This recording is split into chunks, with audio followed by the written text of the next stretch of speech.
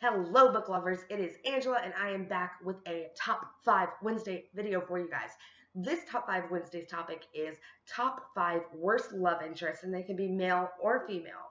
As always, top 5 Wednesday was created by Lainey over at Ginger Reads Lainey, and I will leave her link and the Goodreads group down in the description below so you can go check it out. Stalk the people that do Top 5 Wednesday because I love watching these Top 5 Wednesday videos. They are amazing, and I get really great recommendations from them, and then really great recommendations of things that I should kind of steer clear of. But without further ado, let us get into my Top 5 Wednesday video, which is, like I said, the top 5 worst love interest. And like last week's video, this is going to be in ascending order. So number 5, we have an honorable mention. I don't necessarily think this person is a horrid love interest. I just did not like them as compared to the other love interest, and that would be Cazzette from Les Mis. Cazzette started her life pretty messed up, you guys. Her dad basically ditched her mom after a summer. Then her mother dies, and she goes to live with this awful innkeeper and his wife that make this little girl do all the chores.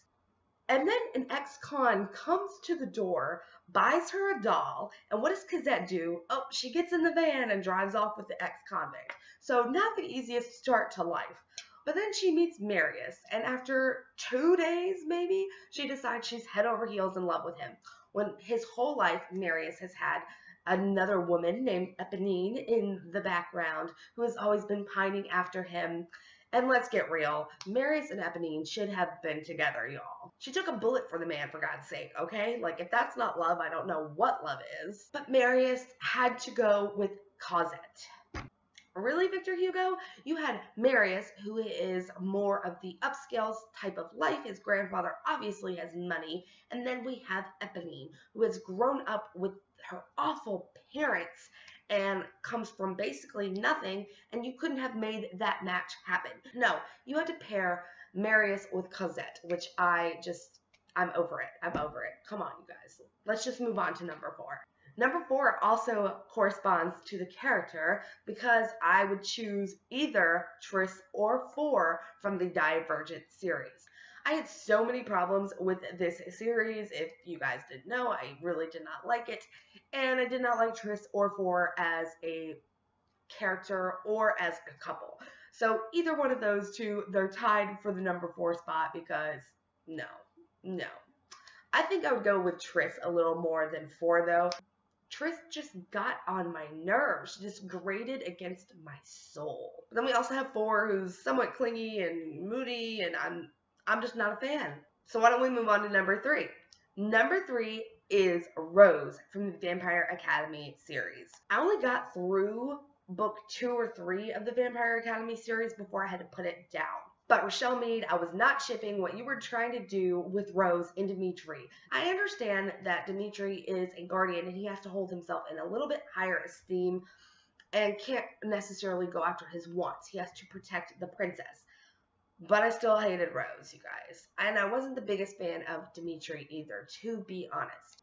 I'm not sure if my opinion on Rose or Dimitri may have changed, but I put down the books, and I'm really not sure if I'm going to pick them back up. Coming in at number 2, we have Amy from Gone Girl. This girl is freaking crazy, you guys.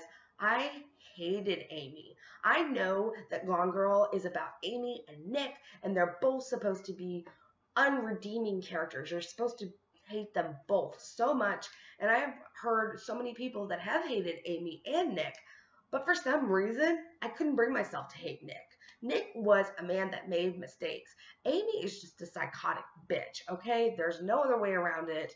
She is crazy, and the things that she did to Nick, no. I wanted to rip the book apart and just reach in and throttle her and kill her myself, for God's sake.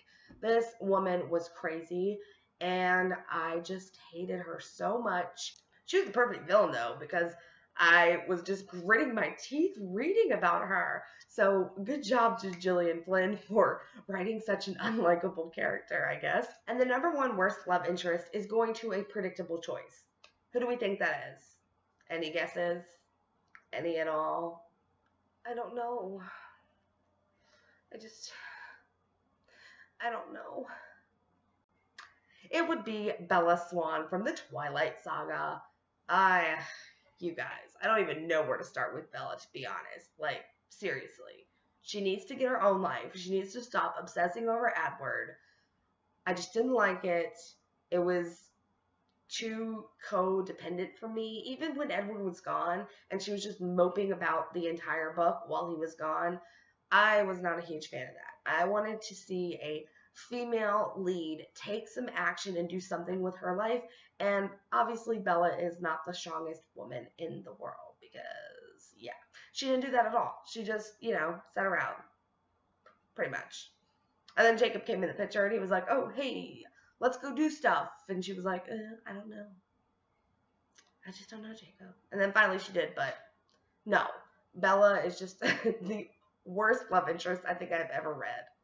So that is all for this Top 5 Wednesday. Let me know your top 5 worst love interests down in the comments below. If you have made a Top 5 Wednesday video, please feel free to link it so I can go check it out. And if you've liked this video, please give it a thumbs up and subscribe to my channel if you're new here.